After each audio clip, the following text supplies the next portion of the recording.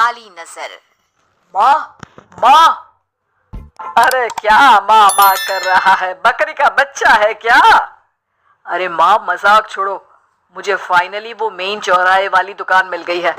अब देखना, आपका बेटा दुगनी स्पीड से पैसा कमाएगा। उफ़ो, ये क्या? मेरी ऑनलाइन मेकअप क्लास चल रही है। इतनी जोर से क्यों बोल रहे हो आप दोनों? अरे मेरी धर्म पत्नी जी, मेकअप क्लास बाद में करना, वो चौराहे वाली दुकान मिल गई है हमको। अरे वाह, रुको मैं अपनी माँ को फोन लगाकर बता देती हूँ। अरे मैं भी अपने रिश्तेदारों को बता देती हूँ, कितनी खुशी की बात है।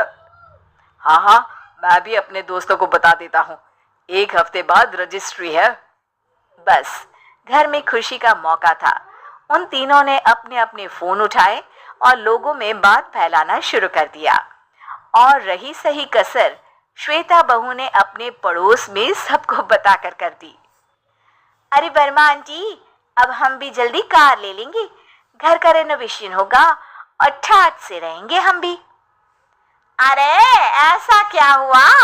लॉटरी बाटरी लग गई है क्या? अरे इस बार चौराहे वाली मॉल में हमको भी दुकान मिल गई है, दुकान नंबर 21, जो एकदम चौराहे पर है। अब ग्राहक बढ़ेंगे तो आमदनी भी बढ़ेगी ही ना। अरे वाह, कितनी खुशी की बात है। मैं बहुत खुश हूँ तुम्हें इतना खुश देख के। बाकी एक बात कहूँ, सबको मत बताते फिरना, किसी की नजर लग जाएगी तो खुशी की खबर वापस लौट जाएगी। हैं? ऐसे थोड़ी ना होता है, अब डरा रही हो। अरे सही कह रही हूँ, काली नजर कहते हैं इस चीज को, जब आप किसी को कुछ बताओ और वो काम बिगड़ जाए। अरे लेकिन मैं तो। तुमने सबको बता दिया ना? हाँ, फोन लगा लगा के। अब बच के रहना, काली नजर बड़ी खतरनाक होती है। श्वेता इतनी खुश रहती है कि वो वर्मा आंटी की बात पर ध्यान ही नहीं देती, जबकि पड़ोस में और भी लोगों से खुशी की खबर शेयर करती रहती है। अगले दिन राजेश बहुत दुखी होकर घर आता है। अरे बेटा क्या हुआ? मुंह क्यों सूजा हुआ है? मधुमक्खी ने काट लिया क्या?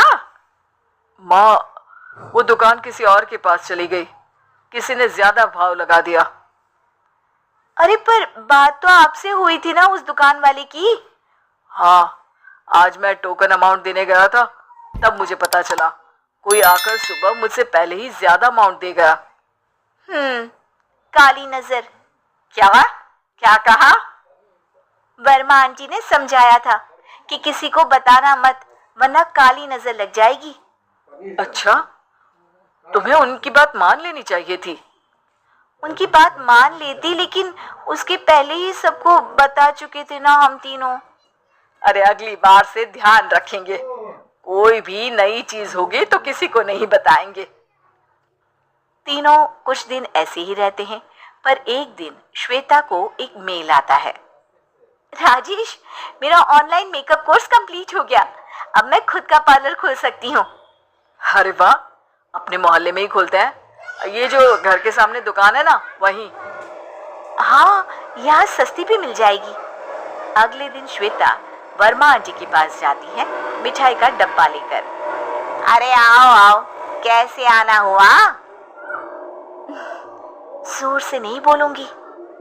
वो सामने वाली दुकान है ना, वहां मैं अपनी पार्लर की दुकान खोलने वाली हूँ, उसकी मिठाई है। अरे वाह, बहुत बधाई हो तुमको। हाँ, मैं कमाने लगूंगी तो राजेश पर पूरे घर का बोझ नहीं रहेगा ना आंटी जी। ये तो है, पर ये बता कि तूने ये बात किसी और को तो नहीं बताई ना? अरे नहीं नहीं, पिछली बार गलती कर दी थी, काली नजर लगी किसी की और राजेश के हाथ से वो दुकान चली गई थी। सबको मत बताना। चलो मैं चलती हूँ, कल दुकान की बात करने भी तो जाना है। अगले दिन श्वेता दुकान के लिए मालिक से बात करने जाती है। अरे लेकिन दुकान तो हम कल रात को ही किसी को दे चुके हैं। कल ही? हाँ कल ही। 2 दिन बाद कोई यहाँ पार्लर भी खोल लेगा, अब कहीं और दुकान देख लीजिए। अरे पर हमको भी तो पार्लर ही खोलना था। हाँ भाई, एक ही दुकान है, आधी आधी तो नहीं दे सकता ना मैं। राजेश और श्वेता घर पर हताश होकर आ जाते हैं। इस बार तो किसी को बताया भी नहीं था, अब किसकी काली नजर लग सकती है। सुनो, तुमने माँ को बताया था क्या? अरे कैसी बात कर रही हो, माँ की नजर थोड़ी ना लगेगी। पक्का तुमने किसी को नहीं बताया था ना?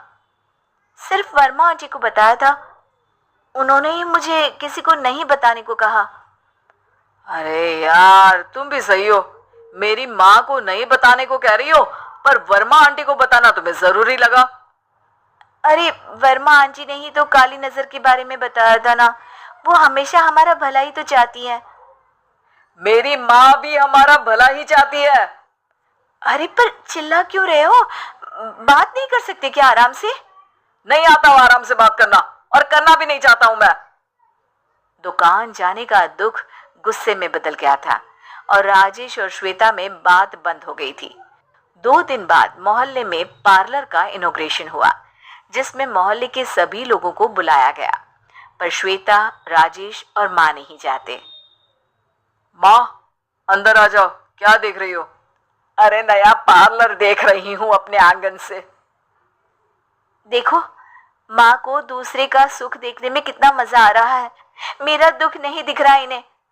यहाँ मेरा पार्लर भी तो हो सकता था। अरे चुप रहो यार, हर बात में लड़ाई क्यों ढूंढ रही हो? राजेश और श्वेता फिर बहस करने लगते थे। तभी माँ ने दोनों को बाहर बुलाया। अरे जरा देखो तो, दुकान चलाने वाले का बोर्ड पर नाम क्या लिखा है? श्रुति वर्मा। गाड़ी निकाले बेटा, हमें कहीं जाना है। काली नजर का इलाज कराने। राजेश अपनी बाइक निकालता है। तीनों ट्रिपलिंग कर रहे हैं। माँ राजेश को उस मॉल वाली दुकान पर लेकर जाती है जहां राजेश अपनी दुकान खोलने वाला था। यही दुकान लेना चाहता था ना तू? हाँ, पर इनको भी दुखी करने लेकर आई हो क्या यहाँ पर दुकान दिखाकर? वहाँ काफी नहीं था? अरे श्वेता, थोड़ा सब्र रख, अभी पता चलेगा कि हम यहाँ क्यों आए हैं। बता, इस दुकान चलाने वाले का नाम क्या है? अनुपम वर्मा। कुछ समझ में आया? वो दुकान वाली श्रुति वर्मा, ये दुकान वाला अनुपम वर्मा, और हमारे पड़ोस में हमने उस दुकानों के बारे में बताया किसको था? अब वर्मा आंटी को। मतलब वर्मा आंटी ही हमारा काम बिगाड़ रही है? नहीं नहीं, ऐसा नहीं हो सकता, ये बस इत्तेफाक है। राजेश अपना फोन निकालता है और श्रुति वर्मा और अनुपम वर्मा के नाम फेसबुक पर सर्च करता है, जहां ये दोनों ही वर्मा आंटी के रिश्तेदार होते हैं। श्वेता को समझ में आ जाता है कि वर्मा आंटी की ही नजर काली नजर है। अब क्या करना है? कोई भी खुशी की खबर हो तो काली नजर से बचना है, यानी वर्मा आंटी से बचना है। अरे पर मुझे ये समझ में नहीं आया कि वो हमारे साथ ऐसा क्यों करेंगी।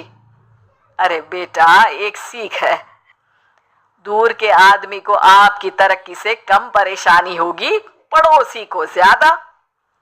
दोनों माँ की बात में हामी भरते हैं और अगला काम चुपचाप करने की कसम खाते हैं, ताकि आगे से वर्मा आंटी कोई काम ना बिगाड़ सके।